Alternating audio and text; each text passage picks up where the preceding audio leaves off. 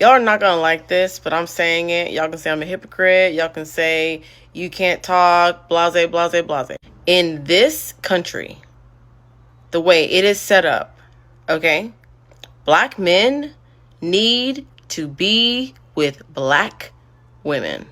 If you are dating exclusively white women, you need to go to therapy, okay, and unpack that self-hatred that you got.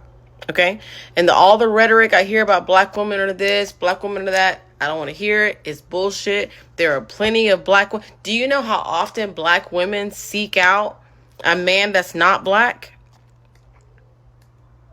Do you? Do you know how often black women seek out men that are not black? Even in this day and age when they very much should be. They should just be like, Stop, cut it off. No. You can't be telling black men to go to therapy and then circumvent it when a black man with hurt feelings turns around and say, wait, do you have this same standard for black women? And then you sit there and say, well, looking at the way the world is, you could black women, you could do that. And they can't do that because they got self-hatred inside. No. How many times do I have to say this? I've told y'all, I'm not in a relationship. Women think I'm gay. I spend my time putting my kids dried up on the cement on the sheets of the bed. I will tell you this much. Go where you are loved. It don't matter where you go. It don't matter who you attracted to. It don't matter if you attracted to all races, all types, and you just settle upon one. As long as you not touching no kid, I don't care. It don't matter. What matters is your own happiness. Whether if it's based upon preference that's reasonable or you just want to find love, go find it. This ain't it. This is just somebody with hurt feelings and a hurt ego trying desperately to make whatever the fuck her insecurities are make sense to everybody else. They should just be like, you know what? And go get something else. If we lived in a perfect world where racism and Jim Crow laws and racism didn't exist, I wouldn't give a fuck. Because then love could be love. But at this, where we are right now,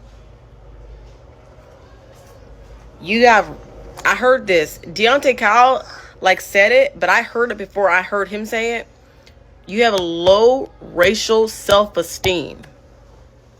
It should be an honor to be with a black woman. It should be a privilege to be with a black woman. It should be standard. It should be traditional to be with a black woman. For black men. And I know y'all gonna be like, oh, but Amber, I was lost in the sauce. I did not know no better. And I always take it. I always go, you know what? You're right. I did it wrong. I did not do what I am preaching to do right now. I did not do that. I know better now. When you know better, you do better. And there's not a man right now that's better suited for me than a man that is black. Just like me. How do I know that? It's because conveniently, this is the type of person who has stepped out of their race and made her life as happy as she could make it up until the circumstances didn't meet anymore. And now, hand and foot, instead of just looking in the mirror and saying, things didn't work out the way I wanted. It might have been this thing, it might have been that thing, it might have been a third thing. Nope. The foot of the issues lie on the black man, because if there was a reasonable black man who came in and swooped you up off your feet, you wouldn't have ran to the white man. You wouldn't have ran to that Latino man. You wouldn't have ran to that Irish man. No, that's completely on you. It's nobody else's fault. You were attracted to something on that man and it worked out until it didn't. Oh, well, that's nobody else's fault except whatever the issues were in that relationship. Cut the print. Just that easy. I'm just looking around my surroundings. Started looking around, expecting for some man to walk up on her because she was lonely. I look to the left. I see a black man with a white woman. I look to the right. I see a black man with a white woman. Don't forget to mention you started hating. Let's keep continuing. What do I see? What do I notice all at the bar? Single black women. So it got me to thinking. And don't get me wrong, I don't have an issue with interracial dating. I don't. That's not what this is about. Yes, you do, and yes, it is. Stop it.